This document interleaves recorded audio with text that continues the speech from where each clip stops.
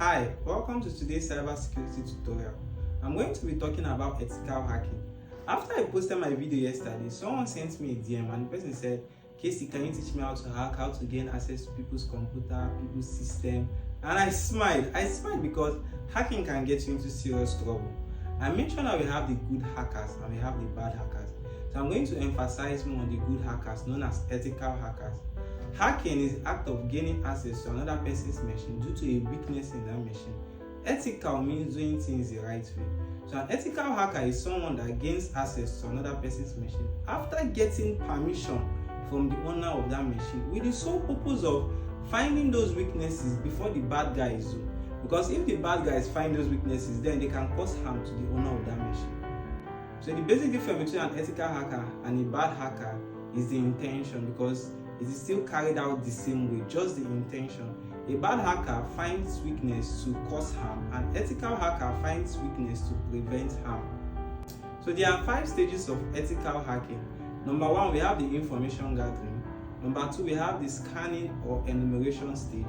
Number 3, we have the exploitation stage. Number 4, we have the post-exploitation stage. And number 5, we have the reporting stage.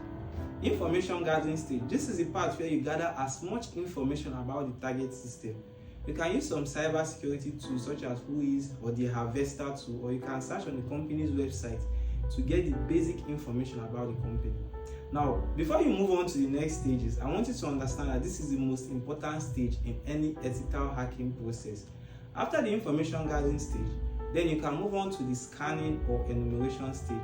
This is the part where you start to engage, you are now active, you're engaging the target system because you're now scanning for open port, you're now checking for vulnerabilities, you're checking for firewalls, you're checking for open ports, unfiltered ports, you're checking for ports that you're checking for the access routes for you to gain access to that machine.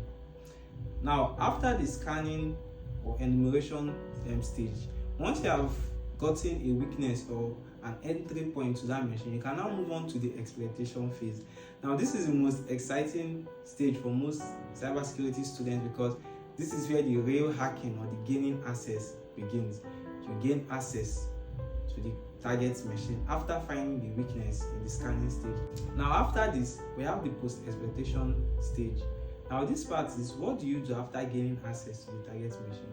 Well, you can do so many things. You can dump all the passwords from that target machine to your own personal computer as a hacker, or you can escalate your privilege. You can create domain admin accounts, root accounts, and you can also destroy the system if you want to destroy the system.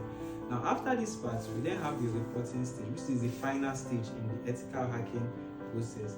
Reporting stage involves documenting all the process you took, all the steps that was taken, the tools you used. You're documenting everything and passing it down to the company that hired you to conduct the ethical hacking for them. So this is the basic concept of ethical hacking. So if you're getting into cybersecurity, I suggest that you become an ethical hacker, because becoming a bad hacker can get you into serious trouble. So that's going to be the end of our tutorial. I'll see you in the next video. Thank you.